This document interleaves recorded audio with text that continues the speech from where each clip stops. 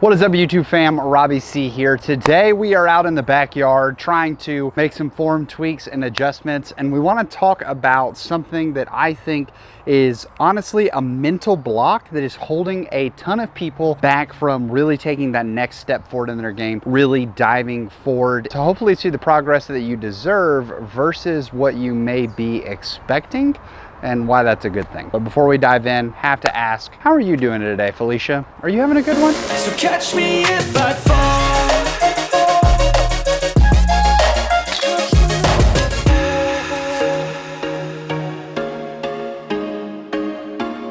For context, some of you may think that I just work in the content creation world of making YouTube videos, handing them off to Sci Guy. He edits them, makes me look more beautiful than I ever could in person. And then I just kind of chill for the whole rest of the week. But I spend a lot of time messaging people, and then I also do in-person lessons as well as digital lessons trying to help people out and improve their game. But one of the biggest things that Signing with Foundation has allowed me to do is to ramp up how much time I get to respond to comments, how much time I get to respond to messages.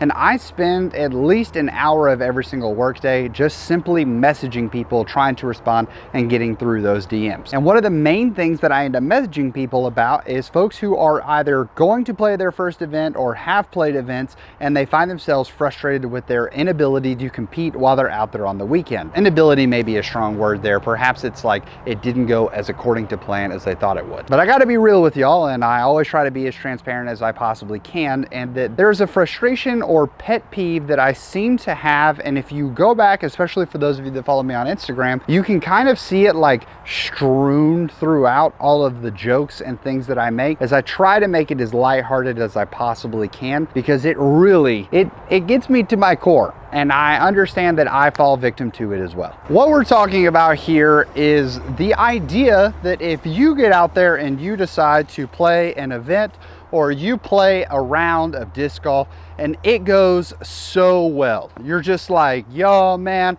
I was hitting my drives, I was throwing everything where it needed to go, I was making putts left and right, oh man, like y'all, that was some of the best disc golf that I've ever played while I was out there on the course. I mean, I normally shoot like 4 down out there, and I just shot a 10 down, and I just know like, wow, that is who I am as a golfer. That 10 down, that's to be expected. In 2022, I spent the entire year playing MPO, and this year I'm not playing any sanctioned events, and when I play the unsanctioned ones, I try to play MPO as much as I possibly can. But this is a trend that I see amongst professional golfers especially. I believe it was Rocket City Blast. I talked to a guy who was like 970, 980 rated at the time, and he shot, I believe, a 1050 or 1040 rated round 1, which for those of you who are not familiar with the rating system, an easy way to think about it is that for every stroke, that's about give or take 10 ratings points. So being 975 rated, we'll call it, and shooting a 1040, 1050 rated round means he was shooting about 7 to 8 strokes higher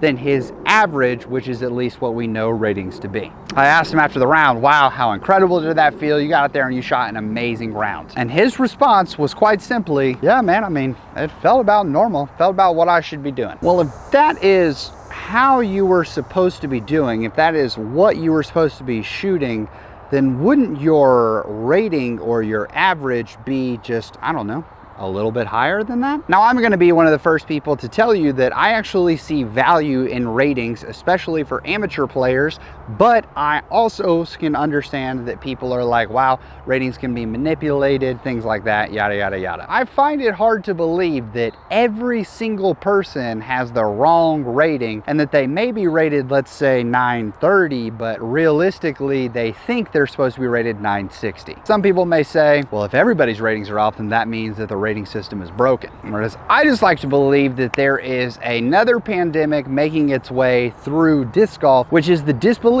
in how you are actually playing. This is a trend that I see amongst people who are first timers all the way up to professionals and everyone in between. It's heightened by the fact that people with louder voices will also have similar complaints and comparisons about, hey, this is what I should be expecting myself to do when they get out there and they play above their rating, when they play above their average. So what does this mean, and what am I trying to get at, Mr. YouTube man? I just don't want to have like a little whiny and complaining video, because trust me, I can understand how the first part of this would come across that way. But this is where I want to give you like actual feedback to help you improve your game, and I want to introduce you to a sports psychology concept called the rule of thirds. Now, the rule of thirds is quite simple. When we see our progress, we should feel one of three ways about it, and those three ways should be pretty evenly spread throughout our game. When I'm thinking about my progress or how my game is going, the first is that I should feel okay about my game. This is my average. This is what is to be expected. The second third is that I should feel pretty great about how I'm doing. That is where I've gone above and beyond what I'm doing, and I recognize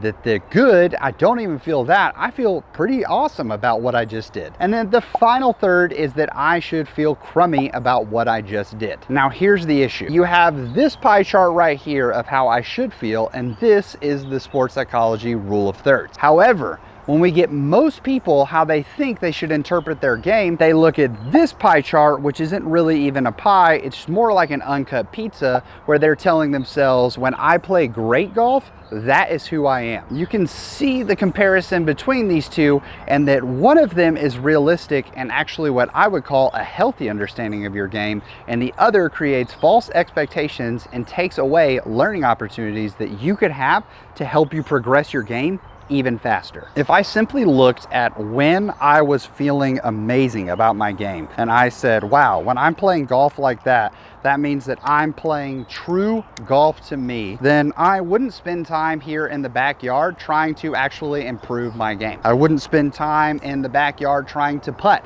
I would just accept that the great days I have out on the course are exactly who I am. And whenever I play outside of that standard, I have nothing to learn there. Actually, that's just the anomaly, and therefore I should just take all of that and throw it out, never to be considered ever again. And that is how so many people who approach me and talk about their tournament experiences, especially when I find myself at local events and people approach me after a round, they're usually going to use phrases or things such as, yeah, you know, I was playing great golf out there except for the fact that my putter just wasn't turned on. I mean, I felt like I was playing lights out. I just could not get off the tee that day, and that's just so weird because that never happens to me. I just felt like every disc in my bag just wasn't doing what it normally does today. There are a host of reasons that we do not perform to the level that we hope we perform, but those are not anomalies. They are part of the rule of thirds, because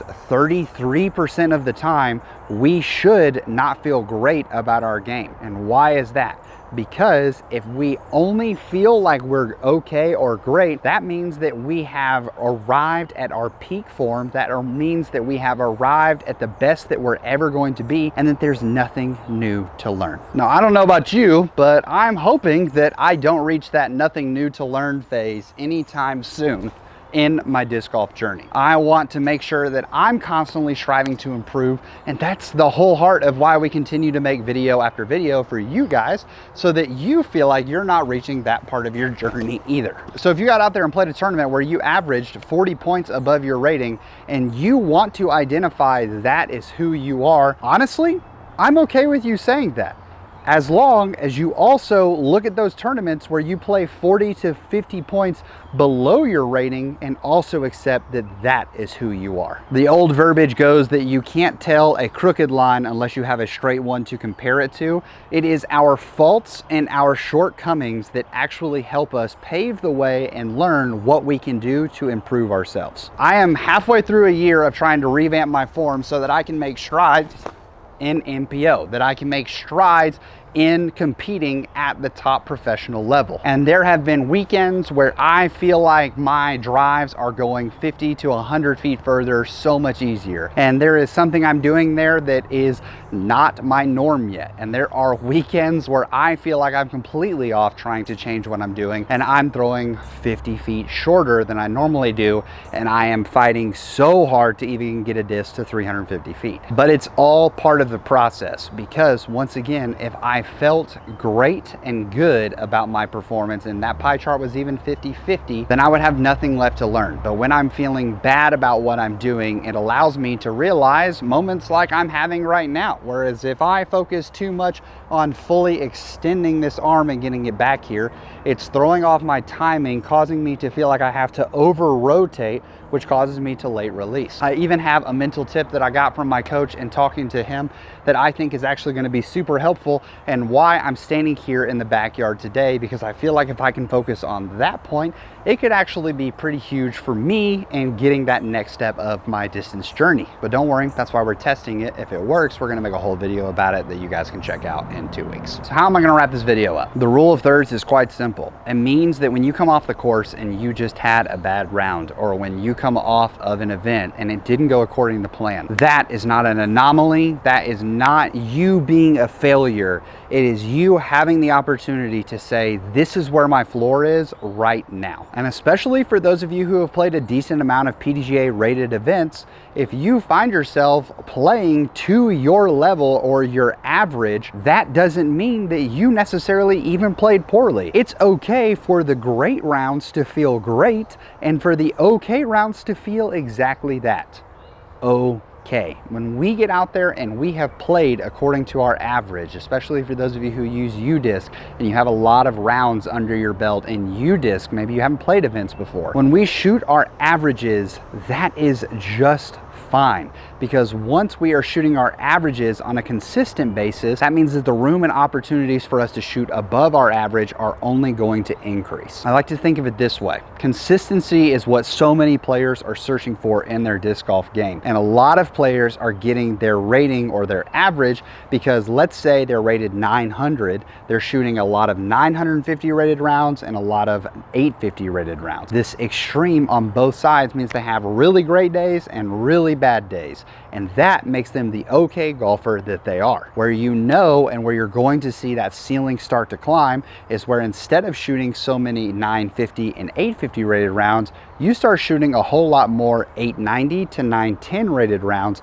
because that's going to have you dialed in and you're going to know what that consistent performance feels like, so that when you push the envelope just a little more, you're going to start seeing that bar raise and raise and raise. Let's look at the #1 rated player in the world right now, who is Calvin Heimberg, who doesn't necessarily have the blow up, shine out, shot 15 down in an event without taking a single par craziness that is Ricky Wysocki right now. But at the point of making this video, which is early July 2023, if you had to pick between Calvin's season, which has been consistent with a couple wins, or Ricky, who also has had a couple wins, but he also has had a lot lower lows, which one are you picking? Do you want the more consistent player, or do you want the explosive? Maybe they're going to be relevant this round, but then they're going to have to DNF the next. I would love for the mark of people who listen to this channel and try to take this coaching to their heart, knowing that, hey, I have something to learn from every single round, and that if I'm going to let my great rounds define me, my bad rounds also have to be part of the pie chart. Let's stop being a disc golf culture who only celebrates the good. Let's be a disc golf culture that encourages and learns from our lows, because the more consistent we become, the better we're going to be able to compete, and the better we're going to be able to trust what we actually want to do while we're out there trying to execute on the course. That's all for today's video. I hope this is helpful, and if you guys find yourself struggling with this, trust me, you're not alone. I find myself there too. I'll come off of a really great event and be like, wow, that was awesome. But I have to be very intentional about checking myself and accepting that the highs are the highs, the lows are the lows, and I am all of them at the same time. I want to say thank you as always for watching and for the constant support you guys show. I hope you have an amazing rest of your week, and that you make it fantastic for someone else too. But for now, we're going to leave you with the birdie.